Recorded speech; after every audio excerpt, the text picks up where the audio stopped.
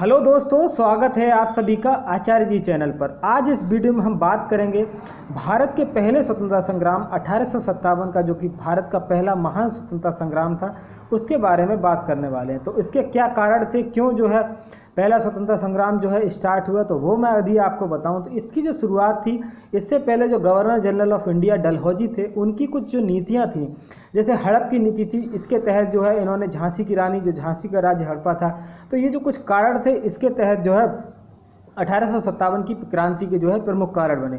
लेकिन जब 1856 में जो गवर्नर जनरल जो इंडिया के थे वो डलहौजी थे, लेकिन इनके जाने के बाद 1857 में जब गवर्नर जनरल जो नए गवर्नर जनरल बने वो कैनिंग बने थे, उनके समय में जो है 1857 की क्रांति स्टार्ट हुई। तो मैं आपको बताऊं 1857 की क्रांति का प्रमुख कारण क्या था। जब 1856 में जो पहले राइफल इस्तेमाल होती थी ब्राउन बेस, उसके स्थान पर जो है एनफील्ड राइफल जो है इसको इस्तेमाल किया जाने लगा। तो उसमें समस्या ये थी कि उसमें जो कारतूस था उस पर गाय की चर्बी से जो है युक्त कारतूस था।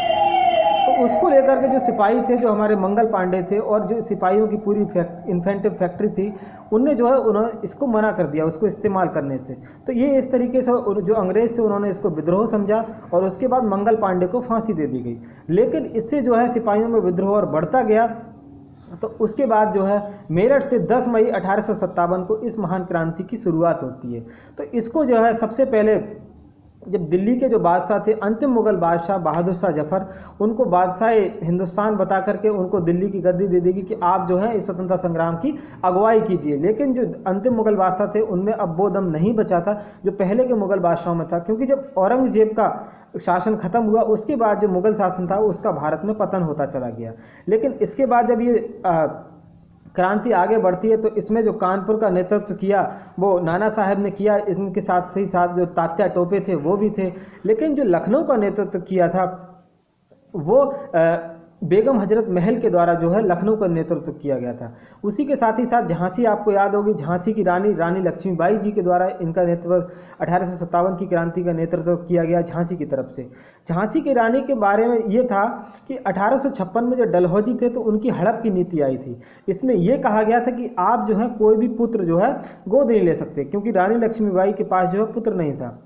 तो इनका राजा जो है इसके तहत जो है इनका राज्य हड़प लिया गया था। तो रानी लक्ष्मीबाई ऐसा नहीं करना चाहती थी, इसलिए जो बंगाल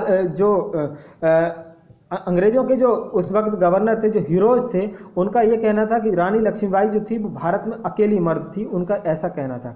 तो झांसी का जो था नेतृत्व रानी लक्ष्मीबाई जी के द्वारा किया गया और इलाहाबाद का जो नेतृत्व किया गया था वो लियाकत अली के द्वारा किया गया था। लेकिन ये जो 1857 की क्रांति थी ये उतनी सफल नहीं हो पाई जितनी होनी चाहिए थी।